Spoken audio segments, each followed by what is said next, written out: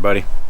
So, well, the new truck is doing quite well. The battery's dead, so that's why I'm stopping to interact with you guys real quick. Couple things. The radio that I chose, that Fly Sky radio, is a very good radio. It controls the trailer and the truck perfectly. Once I figured out how to use it, it works really, really well. The downfall about it, though, is that you have to turn the first, whichever vehicle it's hooked up to, whether it's the truck or the trailer, that has to be turned off before you can switch to the other one. So because of that, what that means is that if I'm driving the truck and I want to activate the trailer or do something with the trailer, I have to turn the truck off. Then I have to turn the trailer on, then switch the remote to be able to activate the trailer. And if I'm just doing something real quick, like put the legs down, I then have to turn the trailer back off, then turn the truck back on, then switch the radio over. Now, is that a first world problem kind of issue? Yeah, but the whole point of me wiring it up the way that I wired it up and everything that I did with it is so that I don't have to get on the ground to do stuff, that I can just disconnect the trailer, drive away, activate and control the trailer without having the truck connected to it. So I ordered a new controller and new receivers, so hopefully that'll work. Right now I think the battery is dead in the truck, so it's charging. I'm hoping that that's that. I may have just burnt out the transmission, but we'll see. But as you can see, it did really well. I'm able to carry my old trailer and truck, which is just hilarious that the trailer and the truck fit on the new trailer. So I told you guys when something went wrong that I was going to show you. So something went wrong. Something didn't work the way I wanted it to. So now I'm going to hopefully try and fix that.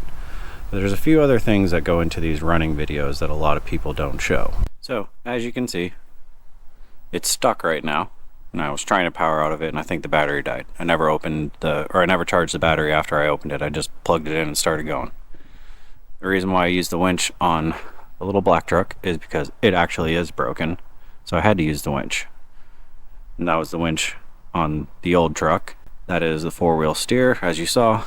But the part that people don't show you if they're trying to do some like big production, which I'm not, is the little things you don't see. Like, okay, the clouds just went away, but trying to hide my shadow, trying to not show the shadow of the camera, trying to make a whole production of it and make it look as realistic as possible.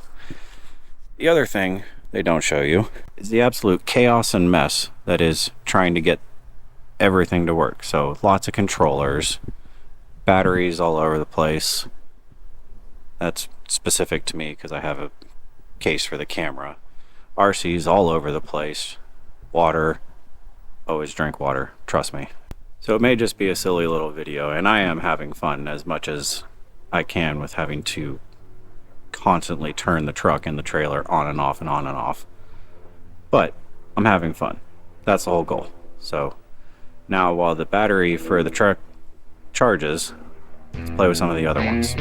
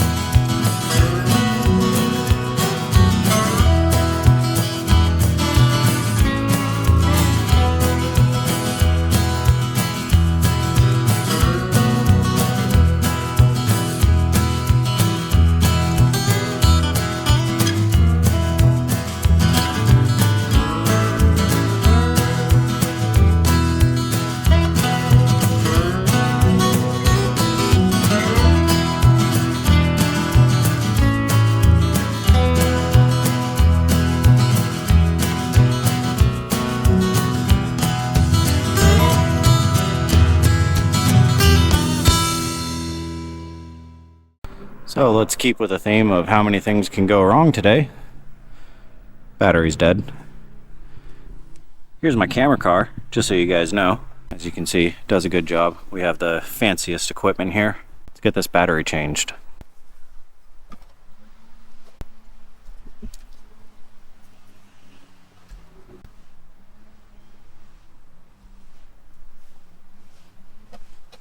How many other people on YouTube are going to show you that when things actually go wrong and you have to change batteries or it falls off the trailer because you're trying stuff that you shouldn't and you know you shouldn't, but you still do.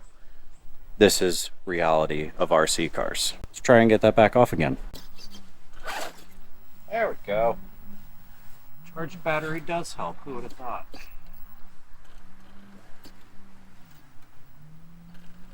Oh, I'll help you. Oop. You're good now. Oh no, scratched the brand new trailer. But think about what it just did to the axle on that thing. That's what we should really be concerned about. Not that. The poor axle on that truck.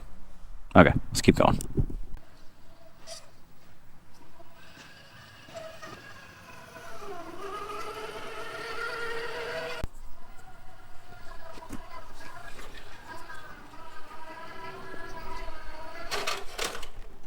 And you wonder why I put metal roll cages on my stuff. And so I can do stuff like that and not worry about it breaking. I'm not worried about scratches. I'm here to have fun. And in the real world of off-roading, you're not taking your nice, pretty off-road rig out onto the trails to be careful with it. You're going out there knowing that you're going to mess something up or you're going to scratch something. It happens. Same with all of these.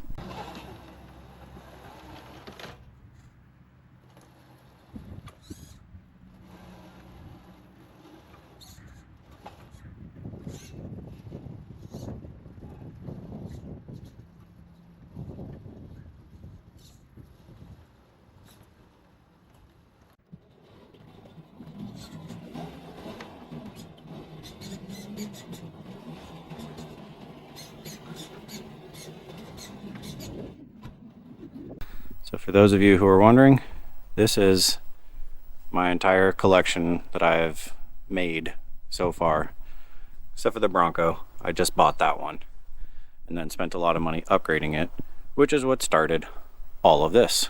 So now I'll do a quick walkthrough. This was a dead battery, so it is perfectly fine. Toyota, that one works just fine. Tow truck works just fine. Red Jeep, it rubs a lot because I put really big tires on it and not enough lift, so we'll just cut some more of those fenders out, call it good. That needs a new receiver because I didn't dry out the receiver after I went through the water. Same story on that one. Mud truck works just fine. I haven't driven it in this video because, well, I'm out of batteries. The Escalade, still trying to figure out how to fix the rear end. Snapped an axle shaft and destroyed the portal gears, and they don't make spare parts for these because nobody makes, except for this one company, makes AR60 axles with portals. This is the Escalade with the adjustable suspension. So I've done a weigh-in on all of these. There's a video that I weighed all of them except for the new truck. So I know everybody has been asking, how much does the new truck and the new, backwards that way, and the new trailer weigh? So let's go find out before we close this video out.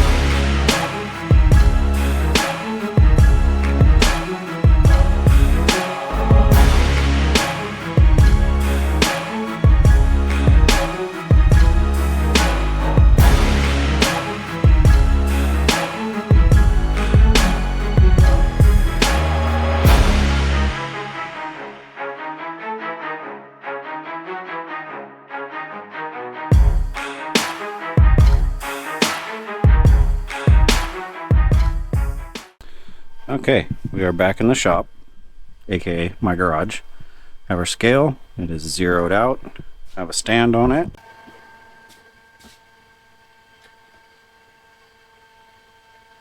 Hopefully that will not fall, but we'll see.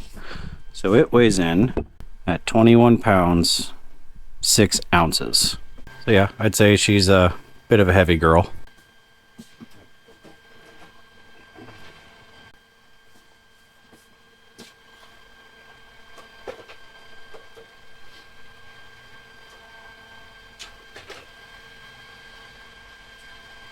Here's the trailer, very precariously put on there, but it is on there.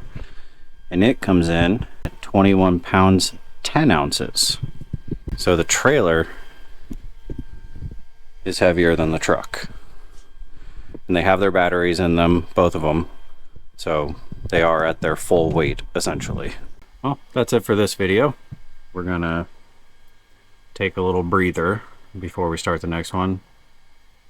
I'm still ordering parts for the next one, so it's going to take a while. So hope you enjoyed it. I know it was just me playing around with it, and yes, there's quite a bit of tricky editing in there to make it look seamless, but remember, it's not seamless. This remote was not the right remote to go for.